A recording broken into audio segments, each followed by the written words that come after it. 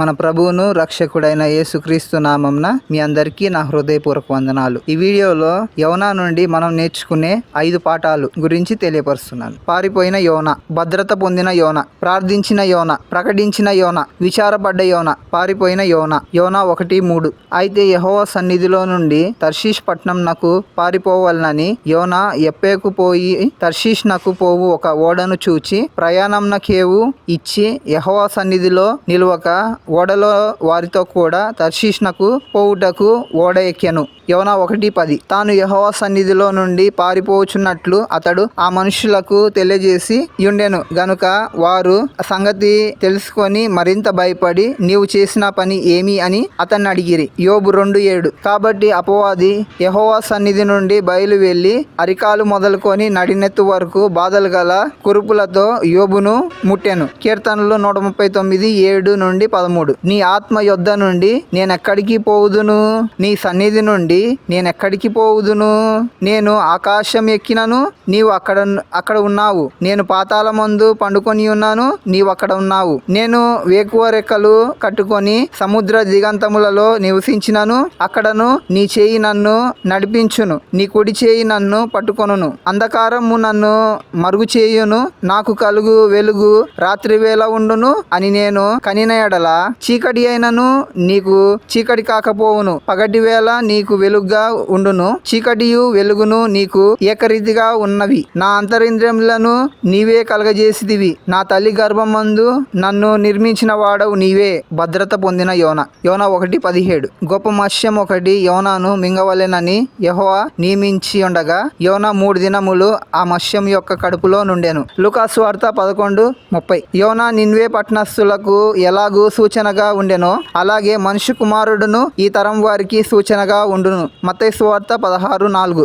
వ్యభిచారులైన చెడ్డతరం వారు సూచక క్రియ నడుగుచున్నారు. అయితే యోనాను గూర్చిన సూచక్రియే గాని మరి ఏ సూచక్రియనను వారికి అనుగ్రహింపబడదని వారితో చెప్పి వారిని విడిచి వెళ్ళిపోయాను. మత్తయి సువార్త 12:40. యోనా 3 రాత్రింబగళ్ళు తిమింగలము కడుపులో ఎలాగుండెనో అలాగు మనుష్య కుమారుడు 3 రాత్రింబగళ్ళు భూగర్భములో ఉండును. ప్రార్థించిన యోనా. యోనా 2:1. ఆ మత్స్యం కడుపులో నుండి యోనా యెహోవాను ఇలాగున ప్రార్థన చేశాను. కీర్తనలు 50:15. ఆపత్కాలమున నీవు నన్ను గూర్చి మొరపెట్టుము, నేను నిన్ను విడిపించెదను, నీవు నన్ను మహింపరచెదవు. కీర్తనలు 91:15-16. అతడు నాకు మొరపెట్టగా నేను అతనికి ఉత్తరం ఇచ్చేదను, శ్రమలలో నేను అతనికి తోడై ఉండేదను, అతన్ని విడిపించి అతన్ని గొప్ప చేసేదను, దీర్ఘాయువు చేత అతన్ని తృప్తిపరిచేదను, నా రక్షణ అతనికి చూపించేదను. అపోస్తుల కార్యములు 16:24-25. అతడు అట్టి ఆజ్ఞ పొంది వారిని లోపలి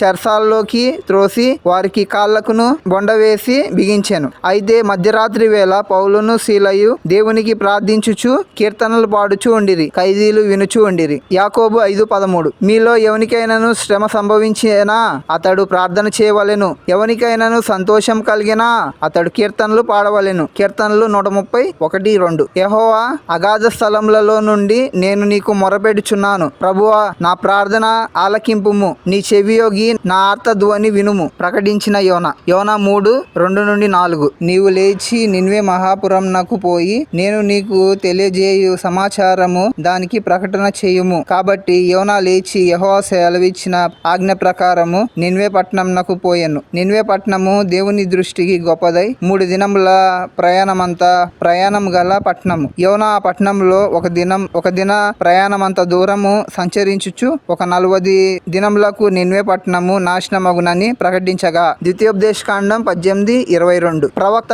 యెహోవా నామమున చెప్పినప్పుడు ఆ మాట జరగకపోయిన ఎడలను ఎన్నడను నెరవేరకపోయిన ఎడలను అది యెహోవా చెప్పిన మాట కాదు, ఆ ప్రవక్త అహంకారము చేతనే దాన్ని చెప్పెను గనుక దానికి భయపడవద్దు. 1 కొరింథీయులకు 9:16. నేను సువార్తను ప్రకటించుచున్నాను, నాకు అతిశయకరము లేదు, సువార్తను ప్రకటింపవలసిన భారం నా మీద మోయబడి ఉన్నది. అయ్యా, నేను సువార్తను ప్రకటింపకపోయిన ఎడల నాకు శ్రమ. విచారపడ్డ యోనా. యోనా 4:10-11. అందుకు యెహోవా, నీవు కష్టపడకుండాను పెంచకుండాను ఒక రాత్రిలోనే పుట్టి పెరిగి ఒక రాత్రిలోగానే వాడిపోయిన ఈ సొర చెట్టు విషయంలో నీవు విచారపడుచున్నావే.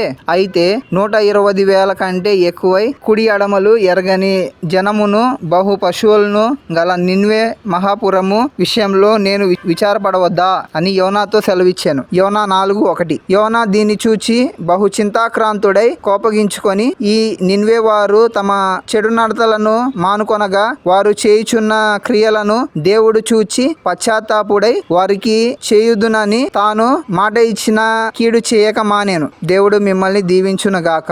ఆమేన్.